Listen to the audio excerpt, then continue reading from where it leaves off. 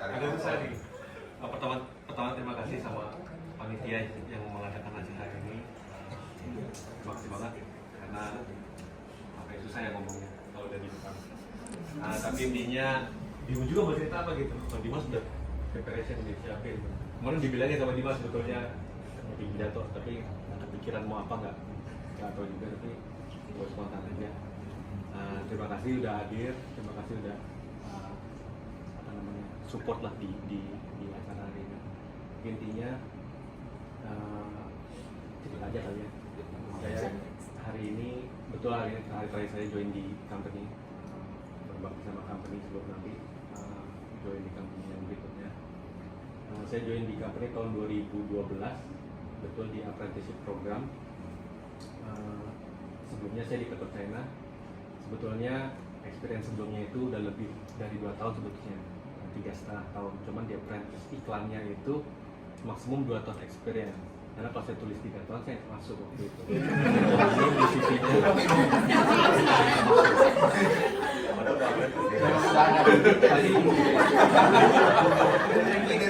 Jadi nggak apa-apa, kalau Faida sekarang udah. Kalau kan nggak enak. Itu ilmu tadi namanya. Jadi banyak. Jadi ceritanya kenapa saya lakukan itu? Saya dari kecil punya cita-cita sebetulnya ya, punya mimpi gitu. Saya pengen ke Amerika dari dulu. Sampean nggak? Saya pengen ke Amerika. Nah waktu itu udah senang kerja di Hess waktu itu, sama Mas Happy. Amerika banget, karena nggak kesempatan sampai ke sana. Dari itu akhirnya. Di Hess ya? Maksudnya dari Australia ya? Apa itu Hess dulu? Iya,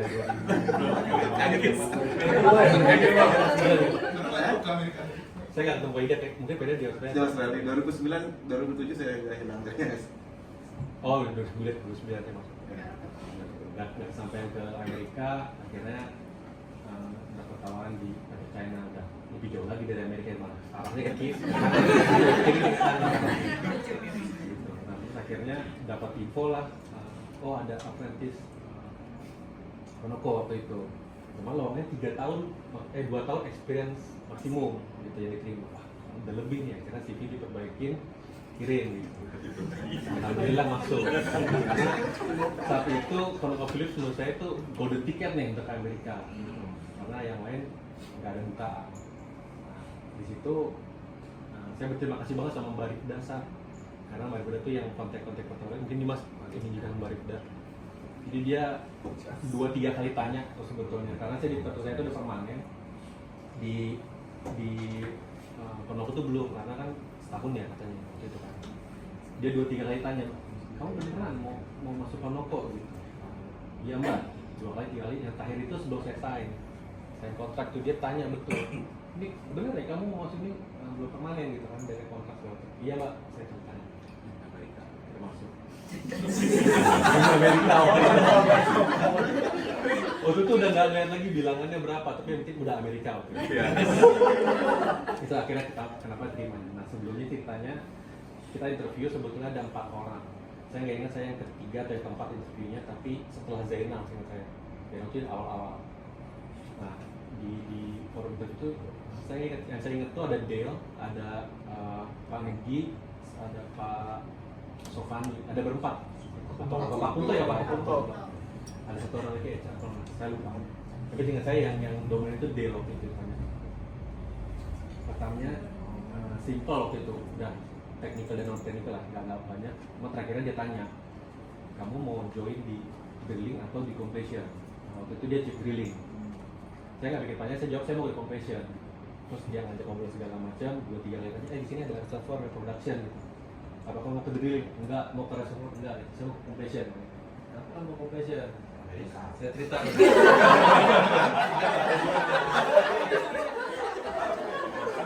Saya udah bilang, oh saya background saya sebelumnya sama engineer, saya banyak dengan komputer gitu. Tapi saya mau coba nggak di komputer tuh jadi setengah-setengah gitu, lagi tools.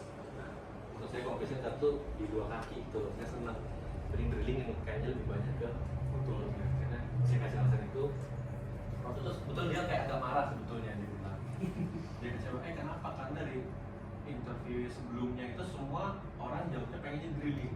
Saya bilang enggak. Karena yaudah, saya nggak putuskan hari ini. pertama kan tahu supervisornya siapa waktu itu. Nah itulah kamu dapatnya di mana. Hari pertama masuk dijemput sama Mbak Ola. Thank you Mbak Ola yang bawa saya. Untuk kenalin ke teman-teman semuanya. Ternyata di situ baru tahu kalau supervisor saya itu Eric Peterson.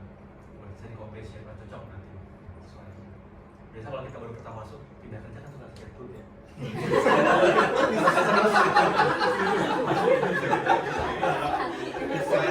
Kadari kan sebenarnya.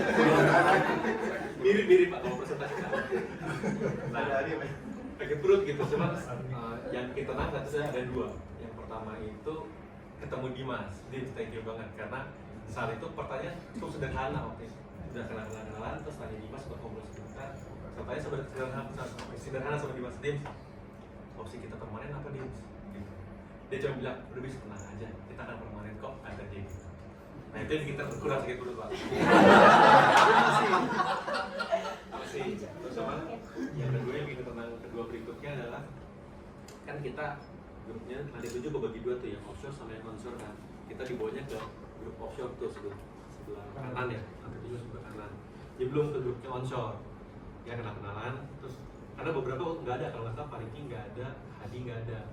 Masuk ke grup onshore, ketemu beberapa orang, ketemulah Mas Daniel waktu itu.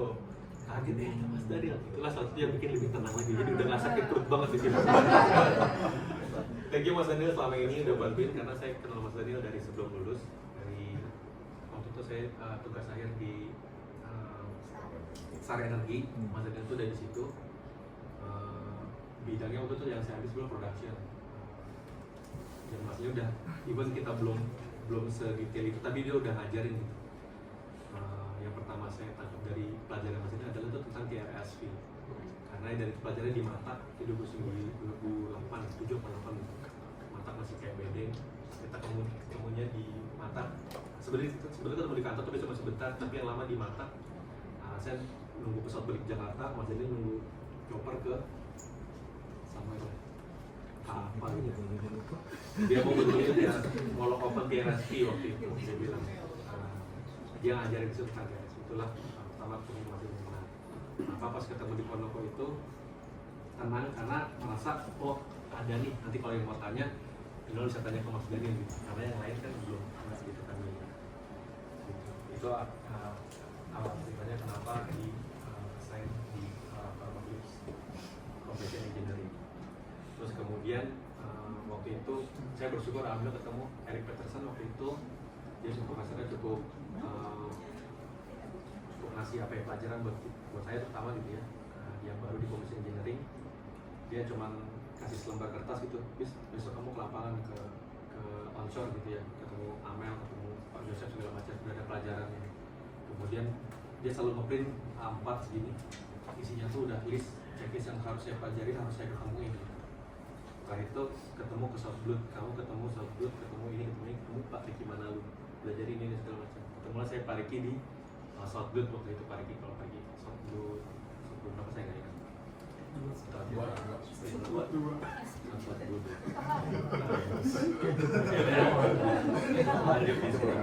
Singkat cerita, akhirnya saya dapat kesempatan lah ke Amerika waktu itu.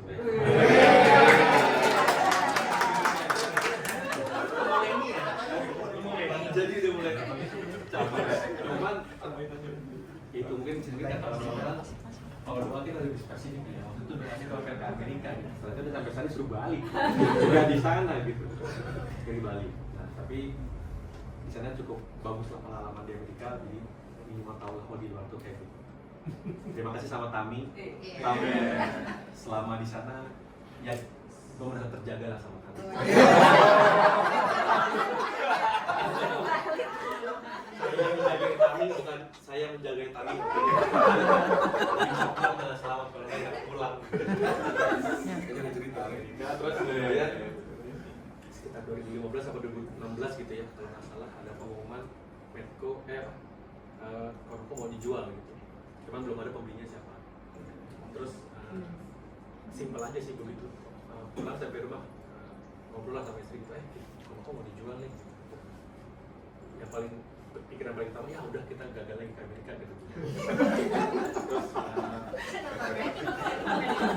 Terus gitu dalahan lagi itu sampai kita tahu 2016 apa ya tengah-tengah gitu Medco gitu yang mau beli gitu ya udah lokal udah pasti lah headquarters saja di sini gitu kita bilang tapi nggak apa-apa mungkin kita rezeki lain gitu. Nah pas akhir sebelum kita pindah itu kita 2016 ya bulan apa ya Februari Desember. Nah beberapa bulan sebelumnya itu kan kita masih belum tahu ya mau Konoko atau mau Medco gitu ya. Terus sekalinya waktu saya tuh bos kita tuh ini namanya sebelum David. Jadi saya mau minta tanda tangan beliau ke ruangannya, terus sebelahnya kan dai ya sebelah sini. Terus dia bilang, "Bis, tutup pintunya." Saya tutup pintu. Terus dia bilang gini, kalau kamu saya kasih pilihan, kamu mau pilih mana? Gitu. Wah, ini gue udah tiket keluar lagi nih. Saya tak udah pikir panjang, bilang, "Pak, saya mau stay di Konoko, saya nggak mau dijual ke Medco." Terus dia kaget gitu. "Kenapa kamu mau pilih Konoko?" Saya sempat jawab sama, saya mau ke Amerika. Terus dia bilang gini, kalau kamu stay di Konoko, dia bilang, saya nggak yakin kamu malah akan ke Amerika. Jadi, dia bilang bahkan Konoko itu saya akan punya program 3 well apa yang masalah. Hanya aja 3 well, habis itu kita gone dari sini dia bilang. Waktu itu nggak ngerti gone itu apa maksudnya gitu ya. Terus kalau saya suggest kamu stay di Medco, kamu pindah ke Medco kan gitu.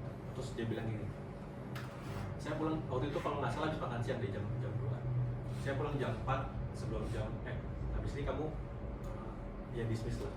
Kamu tanyalah keluarga kamu jam 4 sebelum saya pulang, kamu ke ruangan saya. Kamu bilang kamu mau di mana waktu itu. Memang saya nggak beri putusan waktu itu, VP kata dia yang beri putusan. Cuman saya bisa suggest. Nanti pas saya balik lagi.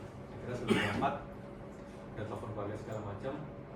Ketemu si Pak Eze itu, saya bilang, "Pak, saya nggak punya jawabannya." Gitu. Terus saya ikut aja deh menurut Bapak apa. Kalau kata saya dia bilang pakai bahasa Inggris tapi ini.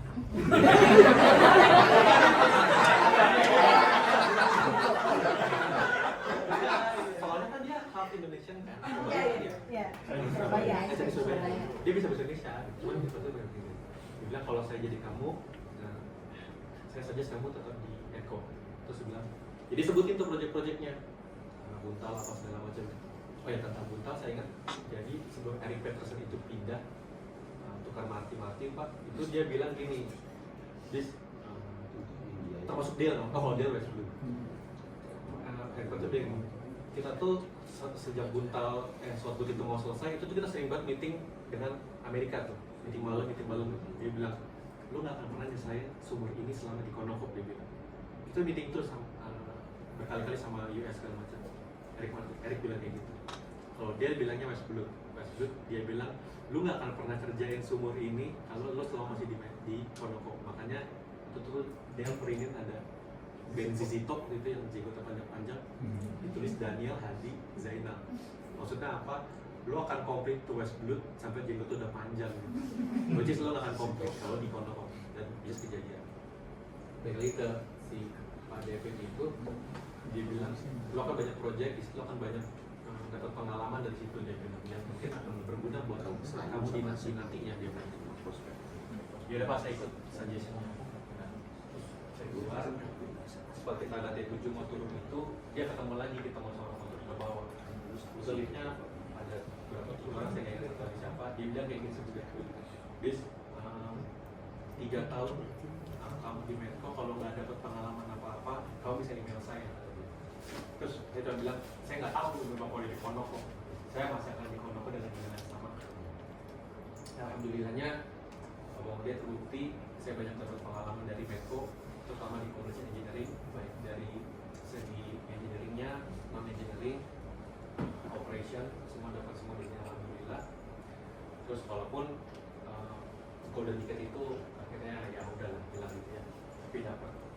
Nah dari situ saya suka tes ombak sebetulnya, betul nggak sih? Dan experience yang dipunya ini berguna.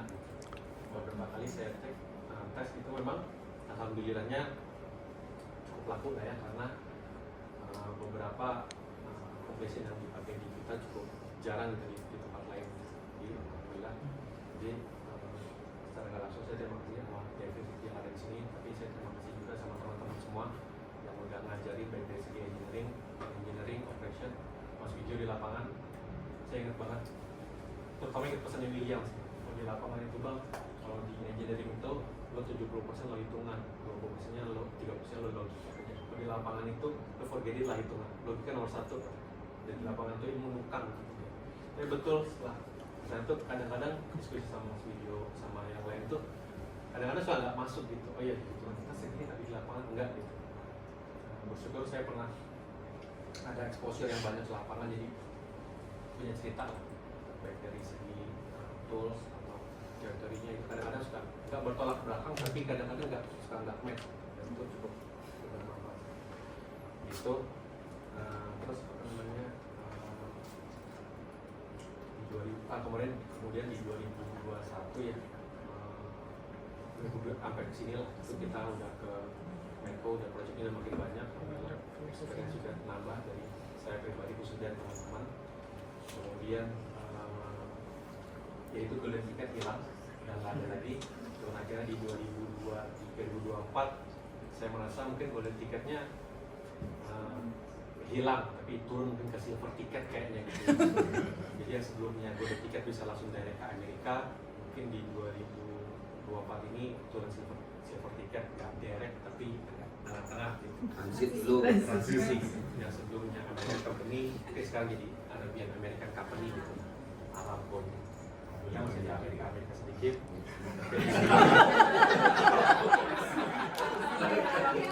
Saya bersyukur ya. Mungkin saya nggak kayak kawan-kawan sekalian, kawan-kawan semua yang ibadahnya rajin, mungkin saya masih pas-pasan. Mungkin ya itu diperingati juga. Sebelum ke Amerika lo ibadah tanda-tanda dulu. Tidak dulu. Karena itu aja sih. Kalau sedih ya pasti ada sedih. Tapi mungkin sedihnya bukan hari ini, mungkin sedihnya udah jauh sebelumnya sehingga memutuskan untuk berpindah di sini. Kuat dong, kuat. Quote-nya. Ya, laki-laki itu dari datar. Setiap pribadi menjadi guru, setiap rumah menjadi sekolah. Terima kasih sudah banyak membantu dan mengajarkan, memberikan arahan dan marahan. Nah, semoga berguna buat saya khususnya.